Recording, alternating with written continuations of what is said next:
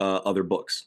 And he put those three together for the three initiates, for a fourth pen name, right? It's that's the literary form of, I guess, what nowadays would be a content creator having multiple channels in multiple different genres. Like for me, for example, I have this, you know, the Mystical Rebel, but I also have a channel where I talk about movies and TV shows because I'm in the film industry, or I was. I made 2 movies, have an IMDb credit. I'm not in it anymore, but I love talking about it. So I have a channel that has nothing to do with magic. I talk about movies and film and stuff like that.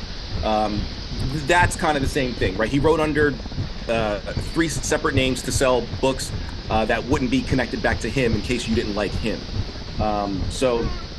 It is not hermetic, as it does not contain any hermetic philosophy or thought whatsoever.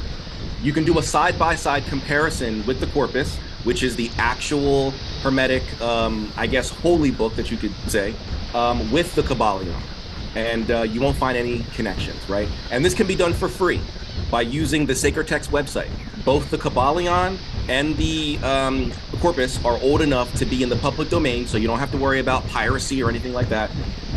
You can pull up sacredtext.com, open up 2 tabs. In one tab, type in the Kabbalion, press enter. The other tab, type in the Corpus Hermeticum, press enter. Compare the 2. There's not going to be any comparison, or there's not going to be any information in one that you're going to find in the other. Therefore, the text is not hermetic in any way, shape, or form. Okay.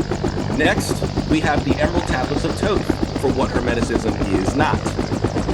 Yeah, okay, let's go back into the presentation. All right, so just in case no one saw it, we started here, we moved into here, and I just got done the Kabbalion section, which is this one right here.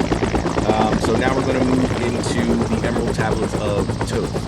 So I apologize for that. All right, so what Hermeticism is not, the Emerald Tablets of Thoth. Now, the Emerald Tablets of Thoth was published in 1930 by Maurice Doreal. His real name was Claude Dodson. You can do your own research on that. Who claimed to have done adventures which need not be repeated in order to get to Egypt and all but break into the Great Pyramid to channel the Emerald Tablets of Thoth.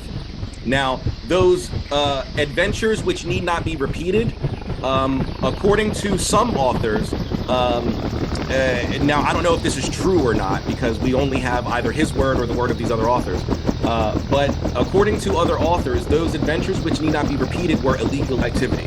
The general consensus is that he went to Europe and then from Europe was smuggled into Africa and then somehow ended up in Egypt and then broke into the Great Pyramid because you can't just walk in there. It's a tourist attraction, so you need to pay to get in. So he broke into it and went into the King's Chamber, which also you have to break into. And there he channeled the Emerald Tablets, right? So, I mean, if that is true, off the gate, we have a guy here who's a criminal. He's a criminal who is trying to sell spiritual writings, right?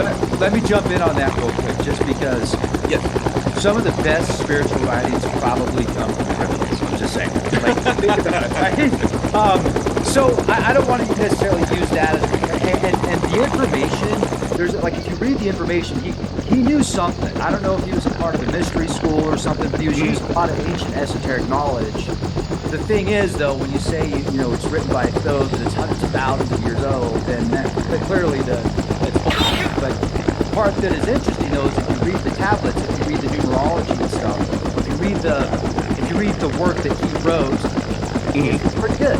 It's got a lot of good data. What are your thoughts? So I think that there is a lot of ancient information that's in there that could be true. My argument is that it's not hermetic. None of that information is hermetic. The Aztecs can say true things, but it doesn't make it Christian, right? And I don't think anybody would say the Aztecs are Christian. They can say true things, it doesn't. So my argument is simply it's not hermetic. There might be true things in the Emerald Tablets of Thoth, but none of those things make it hermetic, which is what my argument is. Great. Okay, right on. I love that. Awesome. Excellent. Unfortunately, for Doreal and those who believed his channelings to be authentic, his writings do not represent any legitimate Egyptian or Hermetic spiritual teachings.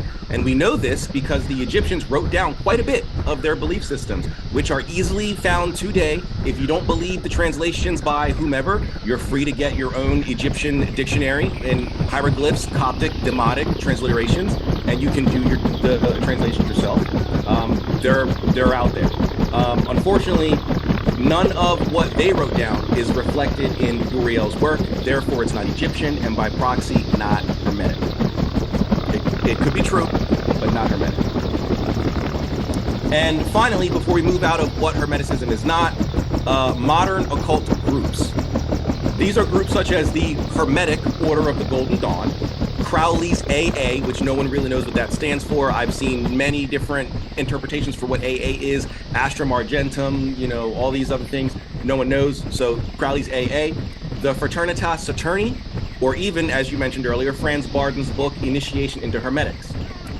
Due to the word Hermeticism or Hermetic being involved in the name of a group or a book, people tend to think, and in many cases justifiably, that those groups are actually Hermetic. However, close analysis of their belief systems, rituals, philosophy, etc. show little resemblance to classical Hermeticism. Therefore, I tend to call these groups and books hermetically inspired, rather than actually being Hermetic. They were inspired by Hermeticism. They like the terminology and all that, but it doesn't make them actually Hermetic. Franz Barden is fantastic. I recommend him to any intermediate practitioner. He's a bit dense for anybody who's like a beginner, but if you've been doing magic or the occult for a few years, I highly recommend all 4 of his books. He wrote 4. Some people only count the first 3, but The Golden Book of Wisdom is by Franz Barden, so that's his 4th book. He's fantastic, but it's not for Hermeticism or classical. So therefore, I call him hermetically inspired rather than Hermetic. All right, so now that we know what Hermeticism is not, let's move into what Hermeticism actually is. And Hermeticism is a Greco-Egyptian alchemistic religion with writings that date back to 300 plus BCE. However, the religion itself began to organize around 1st century CE. So, before it became a religion, it was just a philosophy, right? A way of life, right? I have another presentation on popular church fathers and church writers from ancient times who wrote favorably on Hermeticism. And I believe it was either Lactantius or Didymus of Alexandria, I forget which one, but called Hermes Trismegistus and Hermeticism a worthy predecessor to Christianity. That's how old it is, right? It goes back up to 300 years before Christ was born. I like to put it up to 400 just in case there's any books found, like, I don't know, 325 years or something like that. But most scholars put it at 300. And then it didn't get organized. It didn't become a central religion with an authority and holy books and all that until around 100 years after Jesus was around. Hermes Trismegistus is seen as the main prophet of the religion. However, Moses, Abraham, and even Jesus are seen as predecessors. Also, which we'll talk about later, Plato is in there, Pythagoras is in there, Philo is in there, but we'll talk about that when we get to that point. It's considered a henotheistic religion, as we believe in one ineffable God, meaning he has no name. God does not have a name. He's not John or Zeus or anything like that. Those are lesser deities, with lesser deities that can be seen as intermediaries, right, between man and God. So kind of like the saints or something like that, I guess would be a good comparison. They are lesser than God, but they're above us, and therefore we can use them to go to God. And the reason that we believe God has lesser deities that we can use as intermediaries is because we believe that God is outside of space and time. Yes, he did create us and he created the world, and therefore through proxy he's in space and time, but the fullness of God, the totality of God, is outside of space and time, and therefore he gave us lesser beings that exist in space and time for us to interact with in order to interact with him. So it's sort of like in a company, right?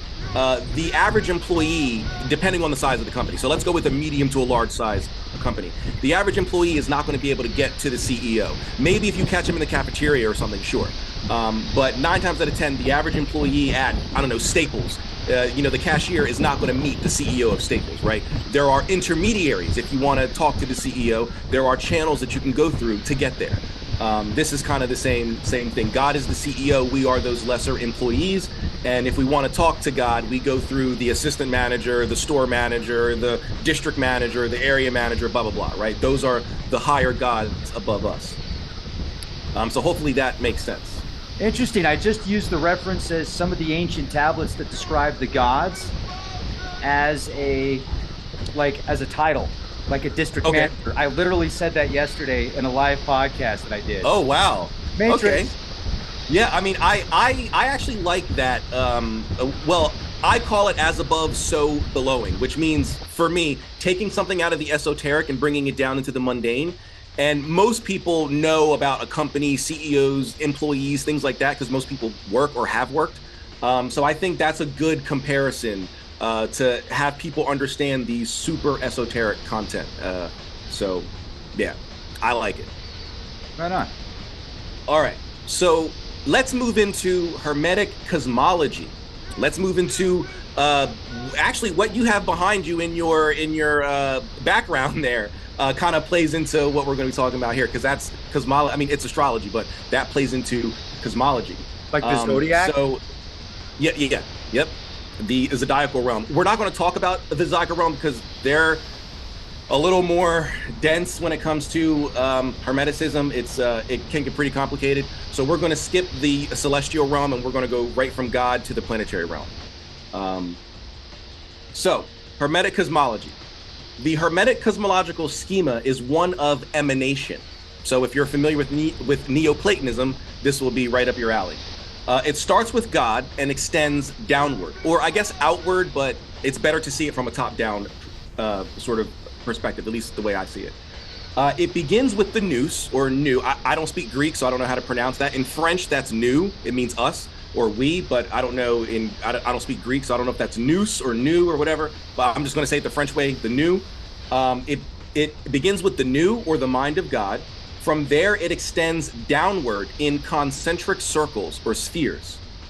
Each sphere is a layer of reality, and it is represented by a spirit or an angel, which I call the planetary governors. To the Hermeticists, there are 10 layers of reality. The first 7 are governed by the 7 classical heavenly bodies, which include both the sun and moon, because ancient man saw the sun and the moon as planets. And then the 8th, 9th, and 10th are considered mysteries, and in my interpretation of Hermeticism, represent the Trinity. So the 8th sphere would be the Holy Spirit, the 9th sphere would be the Son, and the 10th sphere would be the Father. Hence, no man cometh unto the Father but by me. You have to go through the Son to get to the Father. So you have to go through the 9th sphere to get to the 10th sphere. And then after the 10th sphere is the Empyrean realm and the fullness of God. So God exists outside of time and space, outside of the spheres. He is that first cause, which is what actually the corpus calls him, the first cause. He is the thing that was there before anything. And so he exists outside of space and time. And this is the cosmological schema. Not sure if you can see my little mouse pointer here, but if so, this up here, this thought bubble with the Hebrew in it and the light behind it, we would say this is the mind of God. And you can see there's a arm coming out of it connected to a chain. That chain goes down to this female here, and it's connected to her arm. This is Sophia. She's not a person, she's not a god, she's not a deity. This is just a personification of wisdom. So she's not a goddess or anything like that, at least not to us. To the Gnostics, she might be, but to us, she's not. She's just a virtue. And then she's connected to another chain, which is coming down here to this thing that looks like a monkey, but that's man. And this you know is what else called is chained? Real quick, do you know what else is chained? What? Statue of Liberty. Think about that. The Statue of Liberty is chained. Really? Yes. I did not know that. That's actually a very interesting connection, huh? Hello. Okay, thank you. I'm gonna have to look into that. Thank you for sharing that. I didn't know that. That's interesting. And also, it's the representation of freedom, of liberty, is chained. Yeah. Think about that. Yeah, I'm gonna have to look into that. That's a very interesting notion. That's crazy. But yes, so this is called the chain of manifestation. This is how